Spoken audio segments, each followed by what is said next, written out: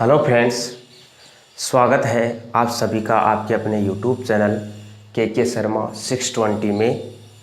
आज हम बात करने जा रहे हैं अपना रीजनिंग का एक टॉपिक है जिसका नाम है अल्फ़ाबेट। अल्फ़ाबेट जो टॉपिक है वो हमने पहले भी डिसाइड किया है, पहले भी पढ़ा है, लेकिन उतना डीप में नहीं, उतना हाई लेवल पे नहीं।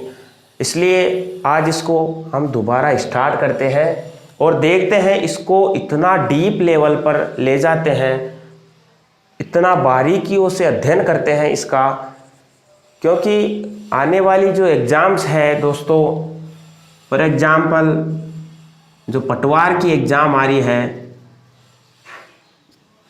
उस एग्ज़ाम में ये वाला जो टॉपिक है, इस एकमात्र टॉपिक से 2 से 3 क्वेश्चन आराम से बनेंगे। तो हम देखते हैं ये जो अल्फ़ाबेट टॉपिक है, सबसे पहले देखेंगे कि अल्फ़ाबेट का मतलब क्या होता है दोस्तों। तो अल्फ़ाबेट का मतलब होता है वर्णमाला। अल्फ़ाबेट का मतलब होता है वर्णमाला। और वर्णमाला क्या होती है? वर्णमाला क्या होती है? छोटे छोटे वर्णों से मिलकर जो एक लंबी श्रृंखला बनाई जाती है, उसको हम कहते हैं दोस्तों वर्णमाला। फॉर एग्जाम्पल अगर हम बात करें अंग्रेजी वर्णमाला की,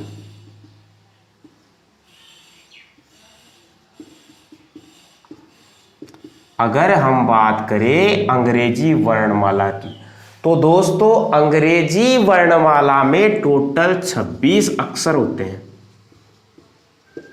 टोटल 26 अक्षर होते हैं। और जो 26 अक्षरों से मिलकर ये जो श्रृंखला का निर्माण हुआ है, इस श्रृंखला का निर्माण हुआ है, इसी को हम कहते हैं वर्णमाला या अल्फ़ाबेट। अब हम देखते हैं कि ये 26 अक्षर कौन कौन से हैं। तो 26 अक्षर ए से लेके जेड तक जो 26 अक्षर हैं, ए से लेके जेड तक जो 26 अक्षरों का निर्माण हुआ है, वो इन 26 वर्णों से हुआ है दोस्तों। इन 26 वर्णों से हुआ है। अब बात करते हैं हम वर्ण की। वर्ण क्या होता है? तो जिन ध्वनि संकेतों को और अधिक खंडों में विभाजित नहीं किया जा सकता, उसी को हम कहते हैं वर्ण। जिन ध्वनि संकेतों को, फॉर एग्जाम्पल ये है ए, एक ही ध्वनि है हमारे पास और इसको और अधिक भागों में विभाजित नहीं किया जा सकता, तो इसी को हम कहते हैं वर्ण। फॉर एग्जाम्पल हमारे पास अगले ध्वनि है बी, इसको और अधिक खंडों में विभाजित नहीं किया जा सकता, तो इसी को हम कहते हैं वर्ण। या इसके आधार पर अगर देखें तो अक्षर का जो जिसका स न हो या जिसमें किसी प्रकार की कोई कमी न हो, उसी को हम कहते हैं वर्ण। इसके आगे हम बात करेंगे कि ये इस प्रकार के 26 वर्ण होते हैं। 26 वर्णों से मिलकर ही एक वर्णमाला का निर्माण होता है। इस वर्णमाला में ये जो पहला अक्षर है और ये अंतिम अक्षर है, इसको कहते हैं वर्णमाला का प्रथम अक्षर और इसको कहते हैं वर्णमाला का अंतिम अक्षर। इस तरह से हमें ज्ञात हो जाता है कि वर्णमाला से जिधर से कोई शब्द स्टार्ट होता है वो उसका प्रथम अक्षर, और जिधर उस श्रृंखला का अंत होता है वो उसका अंतिम अक्षर होता है। अब हम बात करते हैं दोस्तों कि ये जो 26 अक्षर है, इन 26 अक्षरों में 2 दिशाएं पाई जाती है। जिधर अपना दायां होगा वो इसका दायां होता है, और जिधर अपना बायां होगा वो श्रृंखला का बायां होता है। ये तो थी कुछ महत्वपूर्ण बातें। इसके अलावा हम देखते हैं कि ये जो 26 अक्षर होते हैं, ये जो 26 अक्षर होते हैं ये वर्णमाला में कुछ इस प्रकार से सेट किए जाते हैं जिनको याद रखना, जिनको उनके क्रम के अनुसार याद रखना बहुत जरूरी हो जाता है। तो ये 26 अक्षर किस प्रकार से याद किए जाते हैं वो मैं आपको बताता हूं। सबसे पहले दोस्तों, वर्णमाला में जो 26 अक्षर होते हैं उन 26 अक्षरों में 5 तो होते हैं स्वर, 5 तो होते हैं स्वर और 21 होते हैं व्यंजन। जो स्वर होते हैं वो होते हैं ए, ई, आई और यू, ये तो होते हैं स्वर। और बाकी के जो शब्द बच गए वो होते हैं व्यंजन। अब हम देखते हैं कि वर्णमाला के जो 26 अक्षर होते हैं उनको याद करने की कोई ट्रिक होती है क्या। तो वर्णमाला के जो 26 अक्षर होते हैं उनको याद करने के लिए दोस्तों एक छोटा सा फॉर्मूला देता हूं मैं आपको। अगर वो फॉर्मूला आपको याद हो जाता है तो वर्णमाला के 26 अक्षर अपने आप आपको याद करने में कोई दिक्कत नहीं होगी। तो वो फॉर्मूला कौन सा है दोस्तों, एक छोटा सा फॉर्मूला होता है ई, जे, ओ, टी और वाई। इसको इजोटी भी बोलते हैं। ये फॉर्मूला ही यूज में क्यों लिया जाता है, ये फॉर्मूला इसलिए यूज में लिया जाता है क्योंकि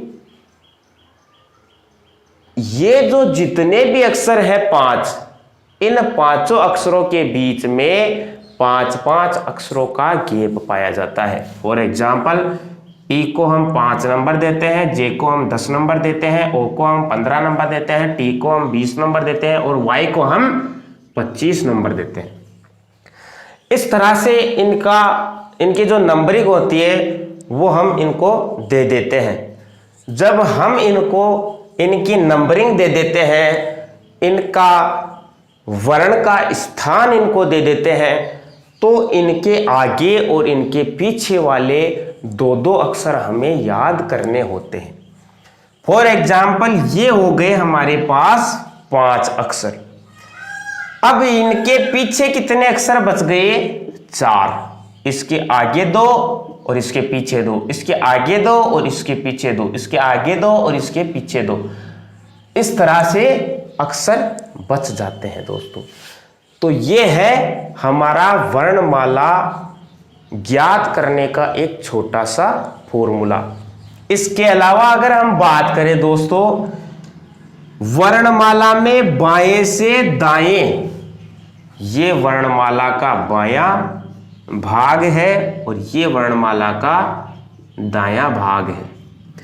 वर्णमाला में जब कभी भी बाईं ओर से दाईं ओर जाया जाता है तो हमें अक्षरों का क्रम, जो अक्षर का क्रम होता है वहीं अक्षर का क्रम निकाला जाता है। लेकिन जब कभी भी हमें कहा जाता है कि वर्णमाला में दाईं ओर से बाईं ओर जाना है और उस अक्षर का बाईं ओर से क्रम ज्ञात करना है, तो दोस्तों ये वाली जो बात है उसमें हम हमेशा वर्णमाला में 27 अक्षर मानते हैं। और जब कभी भी अपने को दाईं ओर से स्थान दिया जाता है और बाईं ओर से स्थान पूछा जाता है तो उस 27 में से हम दाईं ओर का स्थान घटा देते हैं और हमारा स्थान आ जाता है बाईं ओर का। तो ये भी एक छोटा सा फॉर्मूला था जो इस वर्णमाला के जो ऊपरी भाग होता है, वर्णमाला के ऊपर से जो क्वेश्चन पूछे जाते हैं, बारीकी से ज्यादा डीप में ना पहुंचते हुए केवल अपर लेवल के या बिल्कुल मीडियम लेवल के क्वेश्चन पूछे जाते हैं, उनमें इस तरह से ये फॉर्मूला ज्ञात करना बहुत ही जरूरी हो जाता है। अब हम बात करेंगे इसके आगे कि वर्णमाला में सबसे पहले हम देखते हैं कि ए से लेके जेड तक, ये वाला जेड, ए से लेके जेड तक अगर हमारे पास 26 अक्षर है, ए से लेके जेड तक अगर हमारे पास 26 अक्षर है तो क्यों ना इनको अगर टुकड़ों में बांटा जाए, इनको अगर टुकड़ों में बांटा जाए तो इनको 13-13 के 2 टुकड़ों में 2 भागों में हम डिवाइड कर सकते हैं। तो जब हम इनको 13-13 के भागों में डिवाइड करेंगे या विभाजित करेंगे तो हमारे पास 2 भाग बन जाते हैं, जिसको हम कहते हैं पूर्वाधांश प्रथम भाग को, और अंतिम भाग को कहते हैं हम अंतराधांश।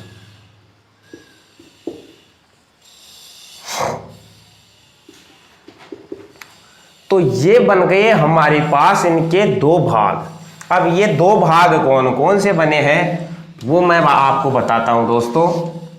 ये 2 भाग बने हैं अपने पास, एक तो ए से लेके एम तक, और एक बना है अपने पास एन से लेके जेड तक। जो ए से लेके एम तक हमारे पास भाग बना है उसको हम प्रथम भाग भी कहते हैं, प्रथम भाग भी कहते हैं या पूर्वाधांश भी कहते हैं। और जो अपने पास एन से लेके जेड तक जो दूसरा भाग बना है उसको हम द्वितीय भाग या अंतराधांश भी कहते हैं।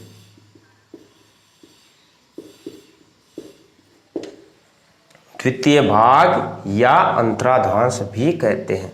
तो इस तरह से हमने देखा कि वर्णमाला में प्रथम भाग और द्वितीय भाग का विभाजन किस तरह से होता है। वर्णमाला में विभाजन जो होता है वो इन 2 भागों पर होता है।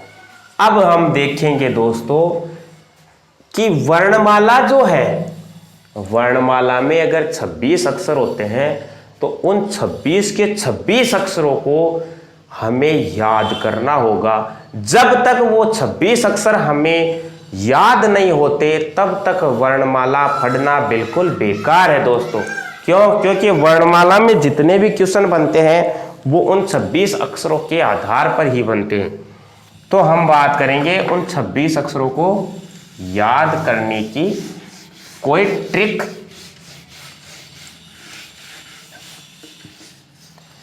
वैसे तो देखा जाए दोस्तों तो ट्रिक जो होती है वो हमेशा होती है भूलने के लिए।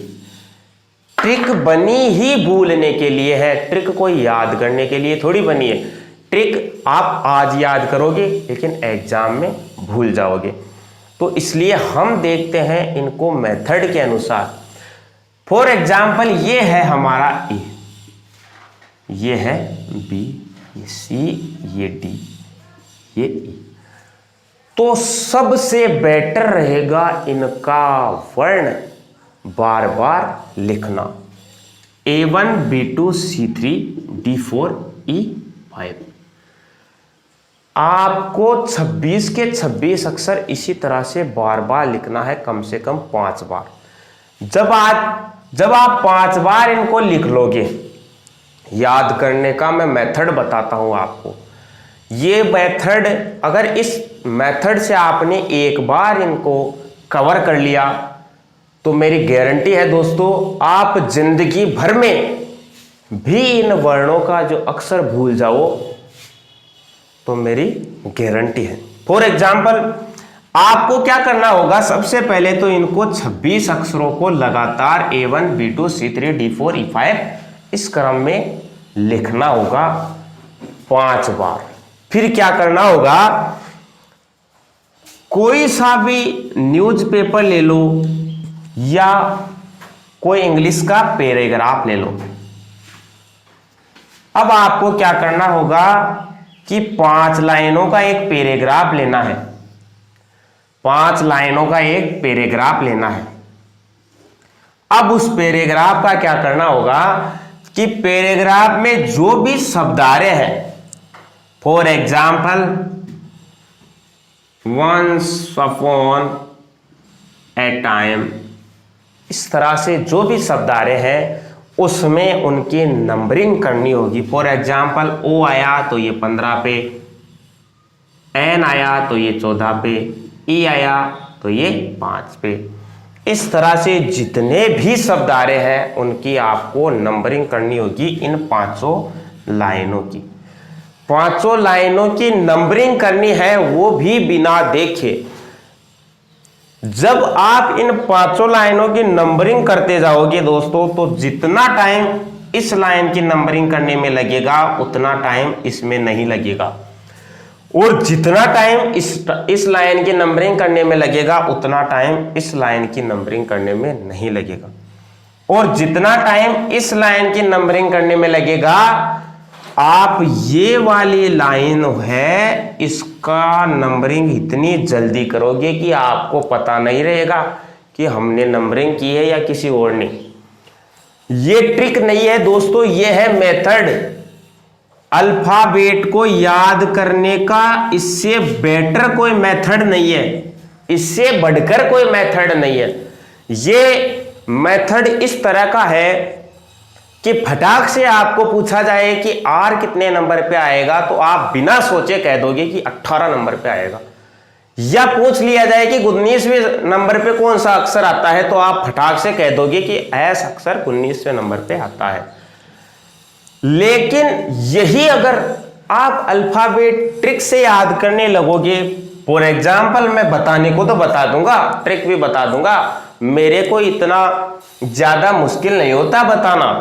मैं बता दूंगा कि ए को याद कर लो आज से, बी को याद कर लो बॉय से, सी को याद कर लो क्रक्स से,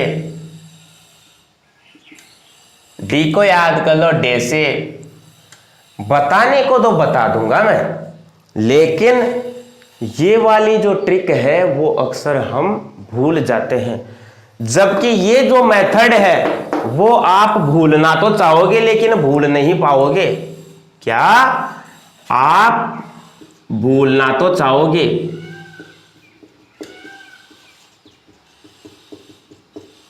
लेकिन भूल नहीं पाओगे।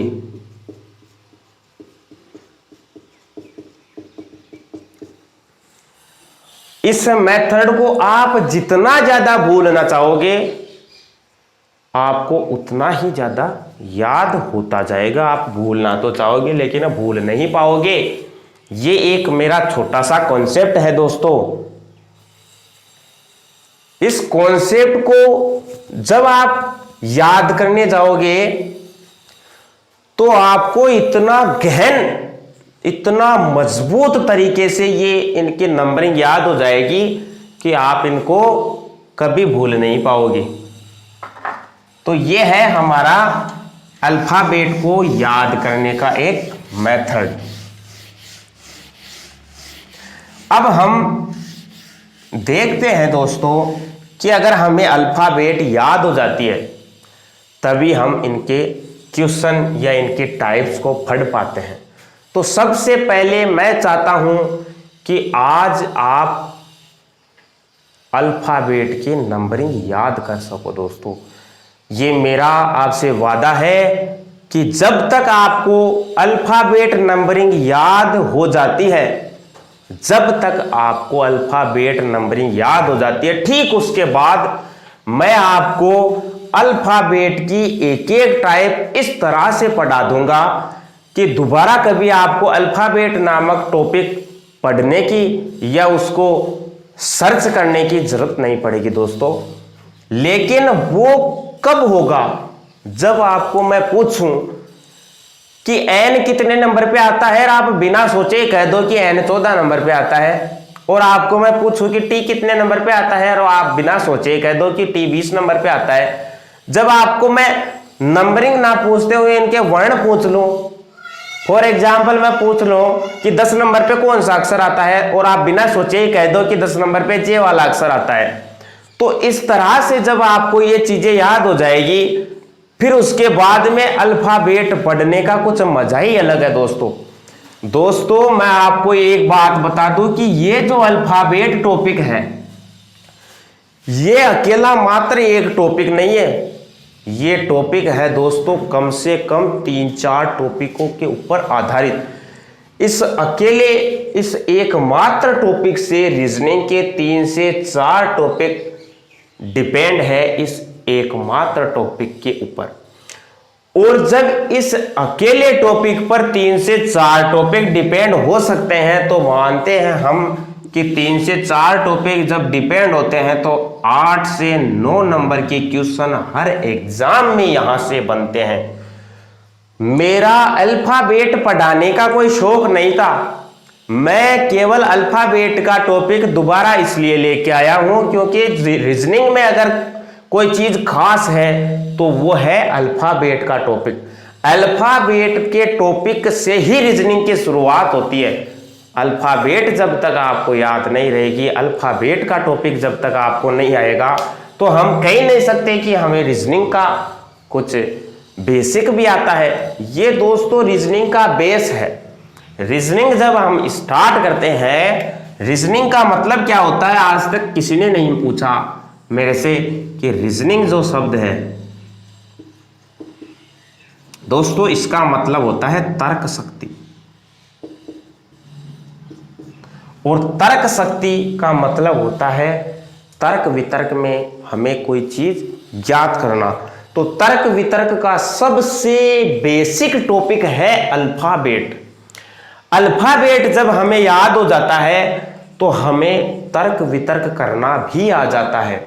तो सबसे पहले मैं चाहूंगा कि मेरे को ये जो 26 अक्षर होते हैं वो आप सभी को इस तरह से याद हो कि सपने में भी आकर अगर कोई आपसे पूछ लेता है कि 26वें अक्षर पे कौन सा अक्षर आता है, 26वें नंबर पे कौन सा अक्षर आता है, तो आप उसको फटाक से कह दो कि 26वें नंबर पे जेड वाला अक्षर आता है और 19वें नंबर पे एस आता है, 18वें नंबर पे आर आता है, 17वें नंबर पे क्यों आता है। इस तरह से आप इतनी जल्दी बता सको कि पूछने वाला पूछे उससे पहले आपका जवाब निकल के आ जाए। सबसे बेस्ट ट्रिक यही है दोस्तों कि ये आपको आज इन 5 लाइनों पे इनकी नंबरिंग करनी है, इनका स्थानीय मान आपको बताना है। जब आपको ये 26 अक्षर याद हो जाएंगे उसके बाद में हम अल्फाबेट की एक एक जो टॉपिक है, एक एक टाइप है उन सभी का अध्ययन गहन तरीके से करेंगे, बिल्कुल डीप लेवल तक हम उनका अध्ययन करेंगे। तो दोस्तों मैं चाहता हूं सबसे पहले आपको इनकी नंबरिंग याद हो। जब आपको इन सब की नंबरिंग याद हो जाएगी उसके बाद में हम स्टार्ट करेंगे इनकी टाइप वाइज टाइप क्वेश्चन। तो दोस्तों अगर मेरे द्वारा दिया गया ये टॉपिक आपको पसंद आया हो तो प्लीज अपने चैनल के शर्मा 620 को सब्सक्राइब करना ना भूले और बेल आइकन को दबाना ना भूले। जय हिंद।